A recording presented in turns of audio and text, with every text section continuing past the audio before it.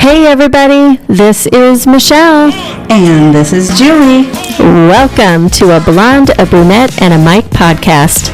What is our podcast all about, you ask? Well, we're two 50-something women with life experience and, plenty to say. Which is exactly what we're going to do right now. 2 giant cookies that you baked last night? They were healthy cookies. They were giant. I know. I use a ice cream scoop. Full of chocolate, and they were so good. Well, I'm glad you liked them. Just slap them on your ass and think of me. That's pretty much what you're going to do. Pretty much what happened.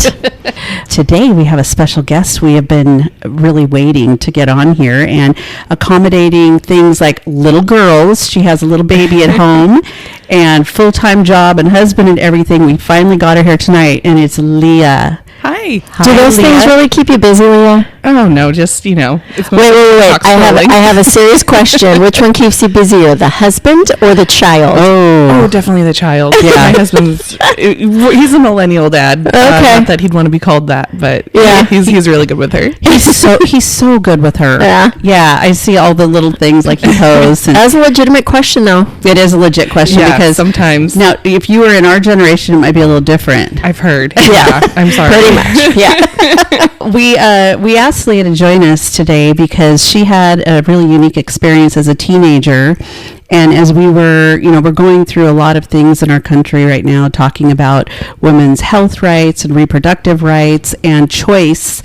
And Leah has a story to share with us that we thought would be really interesting for people to hear. And we're just really appreciative that you will share your story. So with that in mind, we wanted to talk about a teen pregnancy that Leah had and just all of the different things that had gone around that teen pregnancy. And of course I knew you and I was with you then. Yeah. So I know a lot of the story, but Michelle's kind of new to a little bit of it. And there's, an outcome now, given that this little girl is a teenager, and there's been a lot that's happened since then. Yeah. She's, I remember going through my pregnancy for my daughter, who I have now.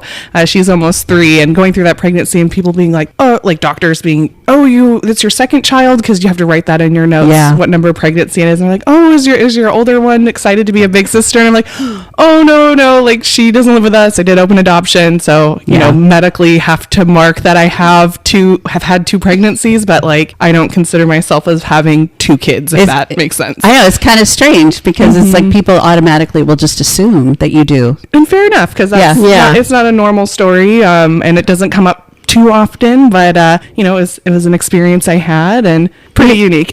We hear about that kind of stuff happening out in the world, or happening even when we were, your age, at the age when all of this happened. What happened then was the person disappeared and went to boarding school or went to live with their aunt, or, we just never knew what happened. It was very secretive and very hush-hush and very shameful, and there was a lot of stuff that went around that for that young lady, whoever the young lady would be, that was pretty awful. I think that the level of support and just how they were feeling about things, and they took on the bulk of the responsibility. I think that would be really tough at any age, but certainly, as a young girl, that would be really tough too. So why don't we start with kind of the time frame and maybe just walk through a little bit about how old you were and everything from there. I think it was a senior in high school, and my parents had gotten divorced, and I was angsty anyway. Oldest child, I was obviously took care of my siblings a lot, but also like outside of being kind of like helpful around the house for the most part, my mom and I didn't get along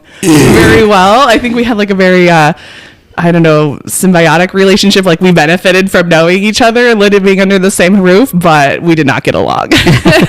And then my dad, he had a heart attack, and I used that as kind of an excuse to go and live with him. And that didn't take the first time, so I pissed my mom off real good to where she took my van away and said, she basically said, if you don't get home by a certain time, you're getting the van taken away from you, which was my vehicle as a 17, 18-year-old girl. And so I parked it in her front driveway, and then I said, all right, well, fuck you, I'm gonna go live with my dad now. That's exactly what you did. See ya. And I did that.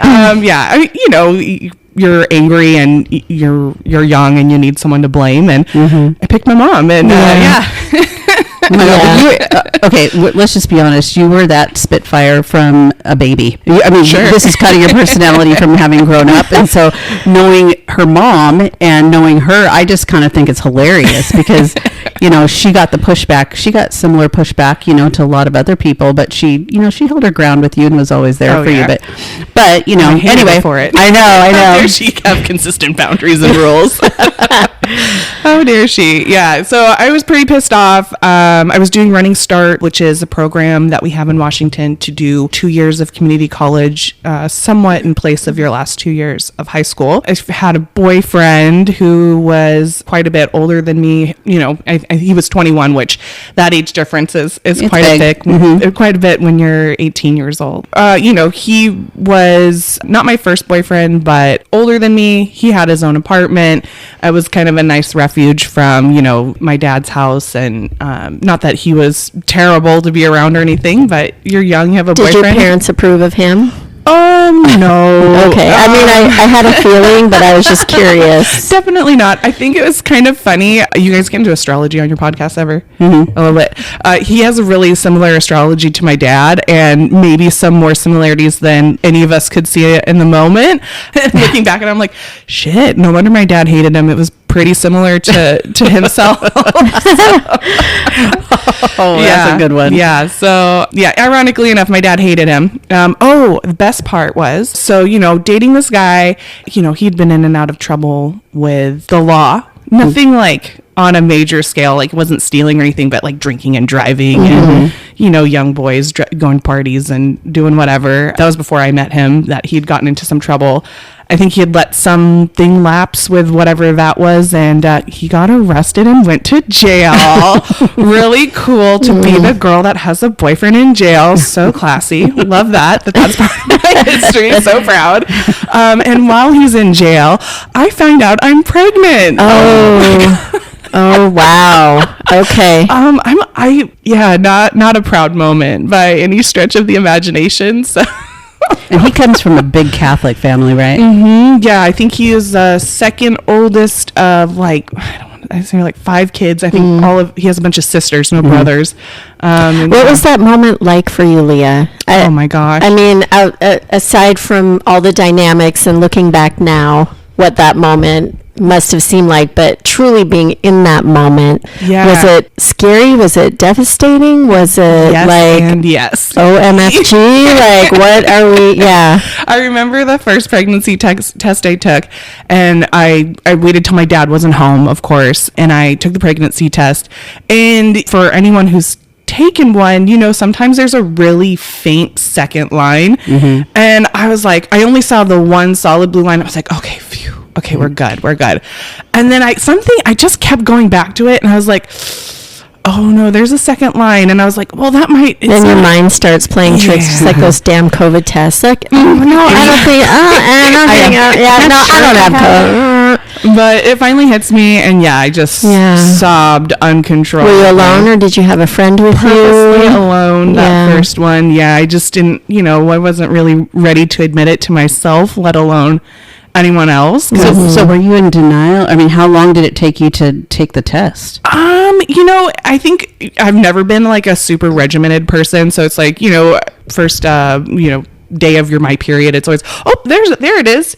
And it had been a while, probably at least 2 months, somewhere in there, at least a month to miss it. Mm-hmm. And then, we didn't have cell phone period trackers back in the day. And if they did, they were not super. Mm-hmm. And you weren't probably even thinking about doing that anyway, because that's what people do when they want to get pregnant. Yeah. Or just keep track of your period. And I was just not a keep track of anything kind of person. So definitely more type B in that sense. But I definitely remember feeling like my period should have started by now, and being at school at the community college and just being like, it should be starting right now. And it's almost like this phantom constipation when you're waiting for your period to start and it's just not. So it's kind of weird. Parts of you know. But crying and obviously probably a little bit of panic, I imagine. Absolute panic, absolute crying. Who was the first person you called? I had a friend who was actually my boyfriend's sister, and that's how I had met him. I was her older brother. And I remember getting another pregnancy test with her and just being like, I already know that this is what it is, but like, let's do another one. And just kind of being like, okay, I don't know what I'm going to do, but this is weird. And yeah, you just kind of start figuring it out. I think the next person I told was my dad. And so that was all really kind of unfolding in March. And I remember it was the day before April Fool's Day. Oh, man. I remember being like, well, if I tell him on April 1st, I can, and he gets really mad, I can always just say April Fool's. You know, like I just, you know, I was just so clever, so smart. That was my plan. Your backup plan. And I told him, like, Dad, I've got to tell you something tomorrow. And it was like the last day of March. It was so stupid. Leah. And I can't remember actually telling him, but the next clearest memory I have is going to bed and hearing him from the living room on the phone with my mom, telling him the news. And I specifically had told him not to tell her. Oh. And so it was like betrayal. Yeah. Well, he's probably freaking out, going, what do I do? You know, what do I do? Yeah. When my mom retells the story, she very much feels like he was gloating that he knew rather than like before her. Because he told. I don't know if that's true of my dad. I don't know him in the same light that she does. She you know, obviously a different experience having gone through a divorce with someone versus them being your father. But I don't know. I couldn't tell either way. I just more felt like absolute betrayal in the moment. How long after you took the pregnancy test did you tell them or him? It was probably like maybe a week. I'm not really good at like not saying things about myself. Yeah. Like, Yeah. If there's something to say, I have it eats me up inside, and I can't help myself. So yeah. All good. Had to tell him. And then my mom and I were fighting, and like the next clear memory that I have around that time is just like her coming in and doing her best to like make peace with me, and then going to get a dress that would work throughout the rest of my pregnancy. And she just was trying to make the time like special and fun. And she did a really good job of making it clear of like, whatever you want to do, like, I got you. Yeah. So what was that like? Did having an abortion ever come to mind? Were you thinking? No. Like, oh my gosh. Because I suppose, I don't know, but I would imagine people that do that maybe don't even tell their parents. Right. Yeah. You know, and just terminate. Yeah, so, I come from a pretty strong Catholic family, you know, at least in the early years. It definitely dissipated over the years. Yeah. Less so for my dad. So it's actually really funny. He, of all the people, not my mom, not me, was the only one. Well, is it too late for, I don't know if it was Plan B at the time, but I don't think they called it that yet. That morning after. But he was pill. like, is it, you know, why don't you just take those pills and Morning get rid after of it? pill. And Yeah. he's like the most Trumpy, you know, I don't know about to this day, but last we talked about politics, it was in that vein. And yeah, really interesting is like some of the men in my life, you know, the biological father and my dad talk about like, man, seeing what you went through and this beautiful life that came of it, it just makes me all the more like anti-abortion. And I'm like, having gone through that experience, it makes me all the more pro-choice because I had supportive parents, which most girls, teenage girls who find out they're pregnant, yeah, fucking right. That's not going to be right. That's not going to be. And younger than you, if they're younger than you, I mean, you were like at the age of, you know, 18 years old, right around that time frame. So, I mean, you were kind of closer to being an adult, but can you imagine being 15? Oh my God. And the parental support for you was the one thing that I think you had that was such a blessing that a lot of girls, like you said, don't have. They don't have that. Or they're blamed, you know, for being loose or being, you know. So what about the father? Like, how did that all play out? And of course, I'm sure that it was a decision that was talked about with him, or not really? So I wrote him a letter while he was in jail. Yeah.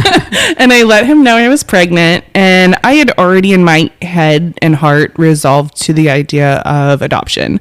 That was something that came to me pretty early on. I remember my dad asked me, and I didn't even form the thought in my head. The words just came out of my mouth for adoption. I was like, oh, I guess that's what I'm doing because that's what I just said. I like that. So I wrote him a letter while he was in jail, the biological father, and he's excited. He's in jail probably daydreaming about being a dad and having a family when he comes out.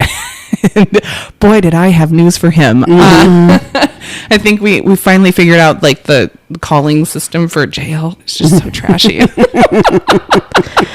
It's not really. It's just like, these are not things that like, I'm putting it out there, but it's not things that I. Well, I mean, it's part of the experience, but yeah, I mean, not many people have to deal with a calling system in jail. Right. Yeah. We figure it out, and we finally talk on the phone, and I definitely could feel I shattered some kind of vision that he had been daydreaming in his time there. And I was like, yeah, I want to do adoption. We explored all the options together. Like, again, abortion really wasn't one that we explored. I was vegan at the time. So, very live and let live, very like peace, love, whatever. I had a painted minivan before I left it in my mom's driveway. Yeah. So just kind of very, very that like do no harm kind of a person. And so that just really never crossed my mind. Did he have any specific ideas that like, so for example, it's like, it's your body, right? It's your decision, but obviously he's the dad. I mean, even though you guys are not a married couple or together in that way, it's like, did he feel like he had more say, or was he really just giving you the platform and being there to listen? Well, so we kind of explored our options together. He was going to the first appointments. He was out in time for that. He wasn't in for very long, but definitely long enough for that to be relevant. And him and my mom went to all of my appointments. There's like my insurance at the time was group health, and there was like a teen specific pregnancy clinic on Capitol Hill that we would go to, the three of us, my mom and the biological father. And one of the resources that they had was you talk about nutrition, you talk to the doctor, and then one of the doctors, I had said something about wanting to do adoption, and she pulled out a pamphlet, or maybe a couple pamphlets, but only one really stood out, and it was for open adoption. And so he and I had went to that first meeting with the people there together, and he's pretty on board. I think I just like, this is what I'm doing and you're on board and whatever. And I could definitely tell that he was open to being a father and having a family together. Like, honey, you got out of jail. Like, no, like you don't have a job. Yeah. It's not a viable option. But definitely after we had kind of been well established down the open adoption path and like lots of counseling appointments for that, he had brought up, if you want to just go finish college and live your life, and then you can come back to me and the baby when you're ready. And I think I pretended to entertain that idea, but it was like a hell no. It was a very like, yeah, sweetheart, that's not going to happen. Yeah. I would never in my, late teens have talked to a guy like that, but definitely looking back on it, that was the vibe. Like, yeah. What do you think? Obviously, it's because of the nature of who you are, but, most 17, 18-year-old girls really aren't that level-headed to make that, because you made the decision. It's not like your parents said, oh, you really should think about. I'm sure they, maybe after you said, this is what I'm doing, they supported the idea, but to make that decision on your own, like, what do you think? Because even if they had a boyfriend in jail who, was open to being a father, a lot of girls would cling on to that idea and do that. So I'm just maybe if they didn't have like the support, like you're talking, that actually makes a lot of sense. Yeah, because that would be like the only person that would be supporting them through all of that. Yeah, that family. Well, she's obviously very mature for the age that she was at to be able to kind of. That's what I'm saying. It's like I guess that was my question. Is what do you think made you steps ahead in that way to be able to make that decision? Looking back now, I definitely remember having just a certain type of way about me that looking back on, we all look back at our youth and you're like, you're ridiculous. And some of that ridiculousness is kind of necessary. Sure. Looking back, I was like, I was not ashamed, and I look, as often as maybe I should be, and this new mindset that I have as like an adult. And like, I was like, I never felt like that was the life that I'm supposed to have. Like, I was like, oh no, this is not what we're doing. Like, I it feels like kind of judgmental towards other people that, that's the path they took. And I just knew for me that wasn't how I wanted to start having a family. Like, I had just come out of my family having a divorce and helping with my siblings. I never really had a lot of time to develop and forge my own path. It was just kind of, and I maybe was more independent than most kids my age and developed more of a path than most kids at that time would have. But I had a strong sense of no. Strong sense of self. I mean, and of self. It's very commendable. Yeah. Well, the word shame came up. You said that, and that is the one thing that when I really look at this whole topic, it takes two to tango. Right.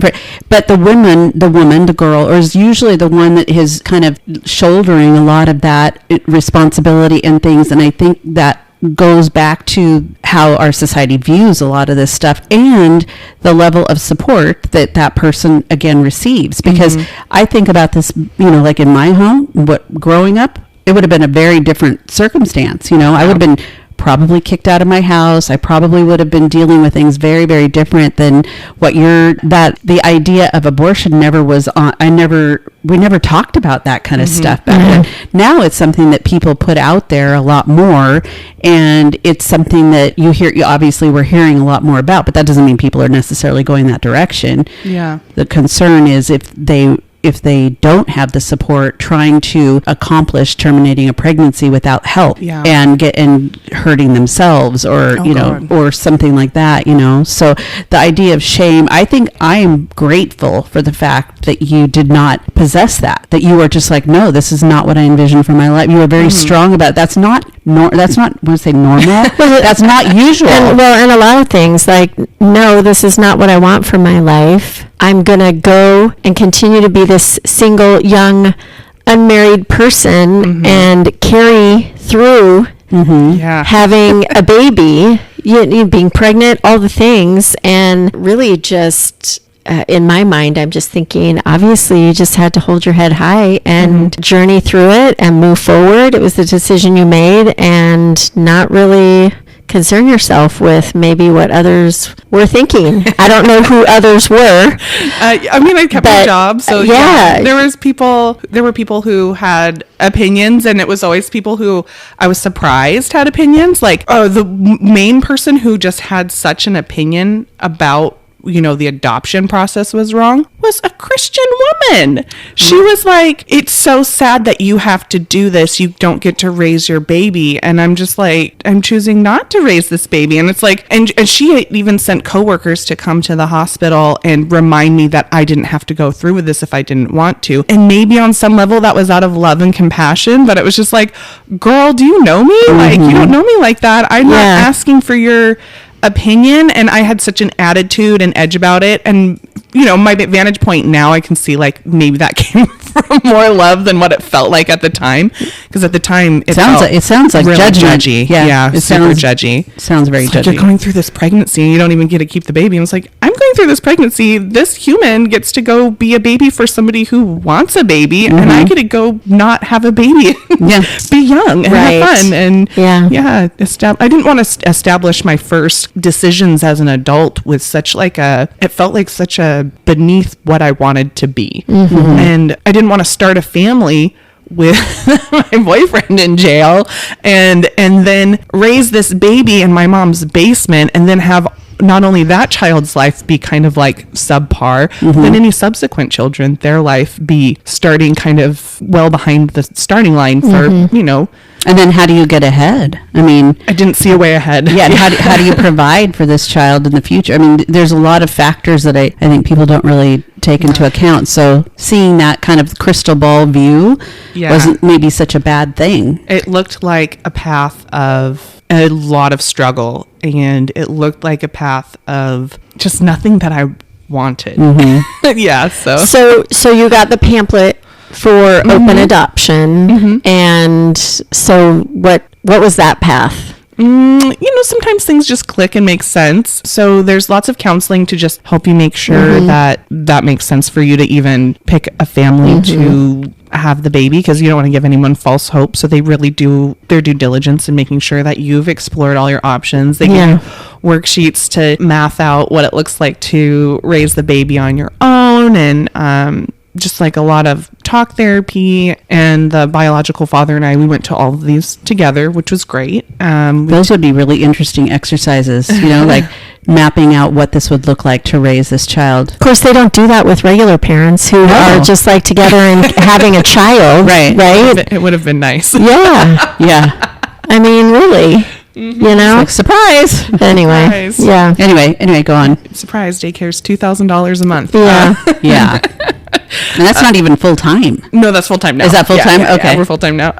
Anyway, the process kind of went, once we got to a certain point in the counseling, it was like, okay, well, here's a stack of all these hopeful parents. Oh, wow. And you look and you vet all of them. We split the pile of all these people. And then I think we might have switched piles, or the biological father and I both picked our favorites. And he remembered to bring his stack of favorites to the next appointment. And I was like, oh, I should have written a list or brought the people that were my favorite. I said, you know what? Why don't you pull out the stack of people and I'll be able to pull out the people who I remember picking. And this couple, their packet just sung to me. I was like, oh, I didn't see these people. Were they in your pile? No, they weren't in my pile.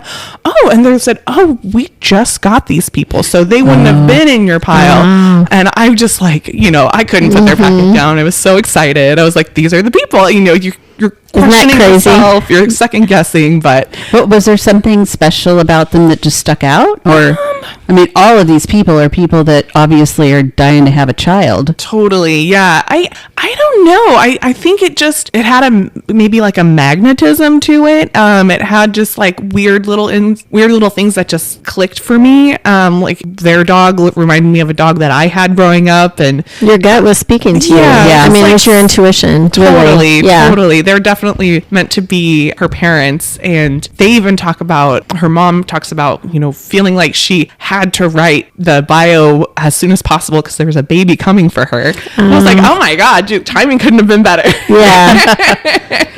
It worked out great. Cool. It was really cool. It was really cool. There's lots of just little magical idiosyncrasies. So how far along were you then when you chose each other? I feel like maybe I have no idea. Well, she was born in November, and I feel like it was maybe summertime. Maybe definitely picked by September. Definitely by that time. And so what is that relationship like as you move, once it's decided? I don't know much about like an open adoption. So does she go to appointments with you, or what does that look like? I think it can go any way both parties agree to, but how it went for us was our first meeting was kind of like a counseling session where it's like a little bit of a meet and greet. Like I remember being so nervous. Like what if we see them in the elevator? That would be so awkward. Like it was nice to have the counselors there to introduce us. And then we went to dinner afterward, and it was really, really just sweet. They're good. They're good people, and it felt right, and it made sense emotionally and mentally. And then I think looking back, I think that the mom would have loved to have been more brought into the fold of all of those appointments and everything. And I have regrets about not doing that, but I also had a lot of people saying, hey, you're going to have this baby and you're going to be flooded with all these hormones and you're not going to know how you're going to feel. And I'm kind of an anxious person, so I really held on to I don't know what I'm going to feel like after I have this baby. I was like, I'm pretty sure I've made my choice and I feel very strong and certain and secure about what I'm doing here. But everyone kept telling me well, it might change last minute. And it drove me bonkers. Because I was like, it's weird to feel so sure about something and then everyone telling you, you're going to change your mind or to at least be open to it. And I just putting the second guesses Yes, in your brain. definitely, Yeah. second-guessing. And then Well, start the parents, overthinking the it. adoptive parents are definitely worried about that too. I would Sure. imagine. Yeah. I believe they said they had either a family member or a friend of the family who went through open adoption, and the biological mother chose to keep the baby last minute in the hospital. And I mean, I felt for her, and I felt like I in no way could say like, that's definitely not going to happen. But I was like, that's definitely not going to happen. Like, I just knew, but Yeah. people, I don't know. I think there's so many unknowns with birth, and you know, everyone says, you see your baby, it's going to be so magical, and no. You were very, I wouldn't say nonchalant, but you were very much, you struck me there in the hospital as you were really comfortable with your decision, you know, and everything that you were doing. So, Yeah. Well, let's talk about after you had the baby then. How are you feeling? Good. I think that it was weird, obviously. So I had labor and did the whole thing and had the baby, and then I made sure to take as much time as I could in the hospital, and I think the maximum was like 3 or 4 days. And knowing what I know now about birth and all that stuff, I'm glad I took that time. But the nurses, I think they knew what was going on, and so they were extra helpful and just making sure that we were taken care of. We had a doula who actually the adoptive mom, she had taken care of for us and picked out a doula for us. And I know that the mom, she was very against the idea of me breastfeeding because she felt like that would be kind of a pull for bonding and all these things. But then there was this doula who was like, well, this baby's best chance, and it's great for your body and it's great for the baby. And I'm like, well, the whole reason I'm doing this is for it to be great for the baby. So like, why wouldn't I try to breastfeed? Because I want her to have the best start in life possible. So, you know, I was like, okay, I'm kind of going against what, you know, mom wants, but I'm kind of also doing what this doula that she picked for me wanted. So it's kind of like, like this weird, like, I want to give the baby good things. So did it feel weird to breastfeed her? It didn't really, like, this happened with my daughter who I have now. The first time they feed, it's always so easy. And then every time after that, it is so frustrating because you're like, it was so easy the first time. What the heck? Like, how come we had this and it's just gone now? So yeah, I didn't get a lactation consultant or anything, but I think eventually we switched over to bottles because I was just like, this is messy, this is frustrating, this is hard. But yeah, I just remember feeling like good about the time in the hospital, and just, I think that was less traumatic for all of us. Just to kind of gently let go. And there were tears of course. It was hard. I think the moment. So you were with the baby for 3 days or 4 days or whatever? Like, I think it was like maybe 2 or 3 full days in the hospital after birth. Yeah, something like that. I think like on the 3rd day, the adoptive parents came and picked her up. Took her home. And, that was. It was weird. You know, you're kind of go from being like the center of when I see them, it's like, oh, it's all me and the baby. And then it was kind of a little bit more like, we just are here for the baby. Which is fair. I mean, they've been waiting to have a child for so long, so I don't blame them. But it's just like, I just remember having this like inner sense of like, oh, okay, well, I guess I'm done here.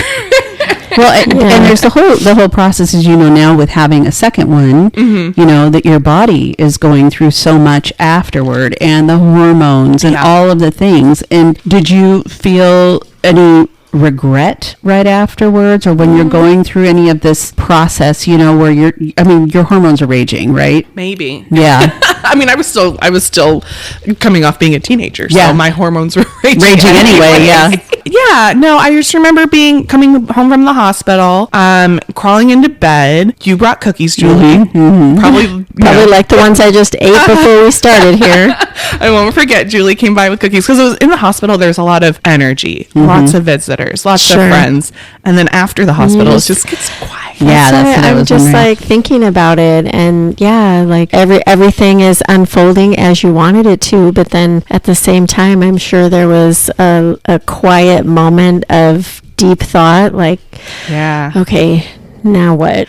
Yeah, I remember taking like kind of a maternity leave from my work, and I cut it early. I was just like, I'm ready to go back. I don't have anything to sit around and do. And having had like a child who I brought home from the hospital now, I was like, this is why you have maternity leave, because you're learning how to like feed them whichever way you're choosing to do that, or your body allows you to do, and you're learning to sleep with this child who doesn't know how to sleep yet. So like I was like, I don't think I didn't know at the time, but I know now. I was like, I definitely didn't need a maternity leave but again, I didn't know how I was going to feel. So could be different for others. Yeah, I mean, longer and more emotional. Yeah, it takes your body a while to kind of get back into some sense of like feeling normal. And definitely, then there's the whole potential problem of postpartum. You know, it doesn't matter if you have the baby there or not have the baby there. You have all those hormones, and you could potentially have gone into something like that. So there's a lot of things to think about. Totally. And the level of support would maintain the same. Did you go back to your dad's, or did you go to your mom's, or?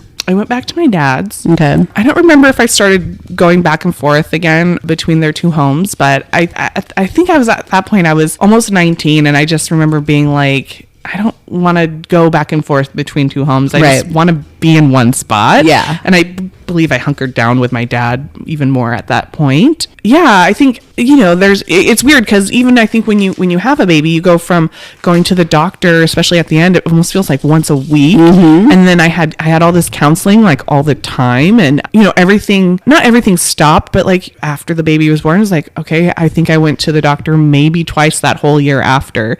I think I went to the counselor maybe, you know, maybe it was more, I can't really recall, but 1 or 2 times after. And it's just, everybody just gets back to life. Yeah. They just get back to normal life, you know.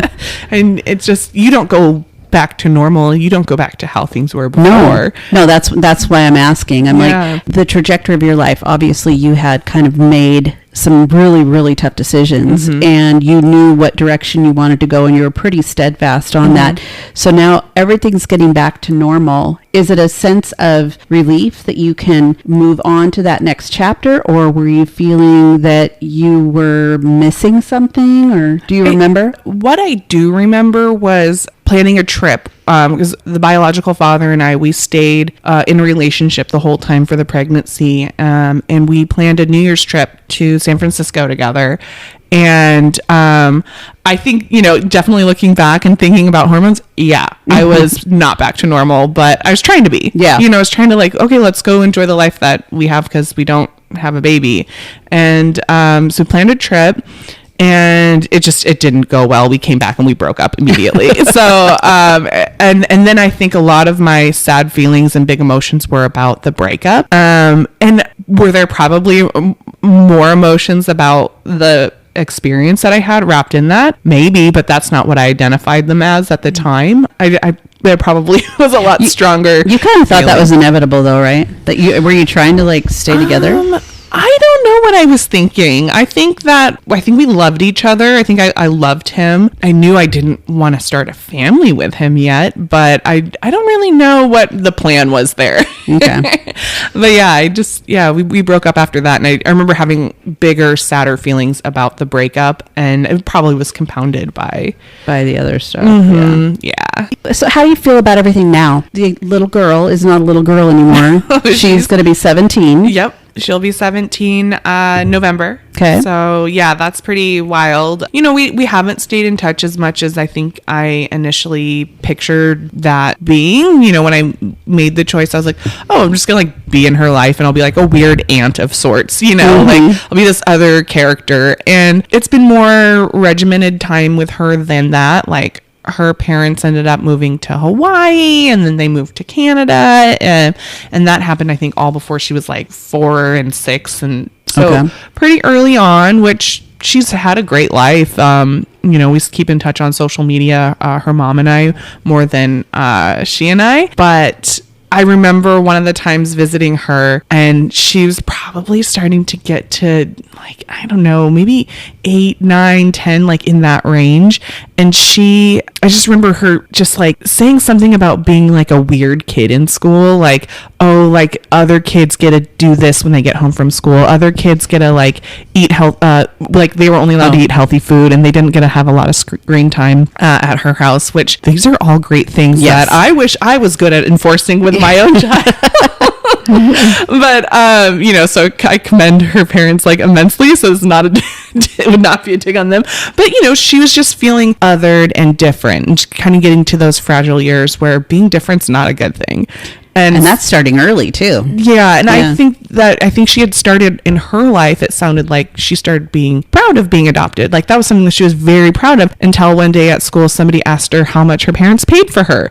And then it became like a dagger. And I was like, I kept getting all these signals where it's like, I don't need to be all up in her face, all up in her life, reminding her of something that she's maybe doesn't need to process right now. Like she has two parents. Right. If she wants to ask me anything, of course I'm an open door. Do I know how to like say that to her? No, but well, have you said that to her parents? I think her parents know. Yeah. I think, and they've always been like, even like after I had my daughter, her mom reached out and was like, hey, if you ever want anything communication wise or whatever, so that your daughter knows her sister. That's always felt supported, but it's kind of one of those things where it's not necessary for anyone's well-being. If I knew for a fact it was adding to her sense of well-being and her sense of self, I would be there all day long. Yeah. But because I'm not sure how painful it is of a reminder for her, I don't really want to like push myself into the mix. So, yeah. It might not be painful. It just might be kind of confusing, Yeah. I would imagine, especially now as she's gotten older.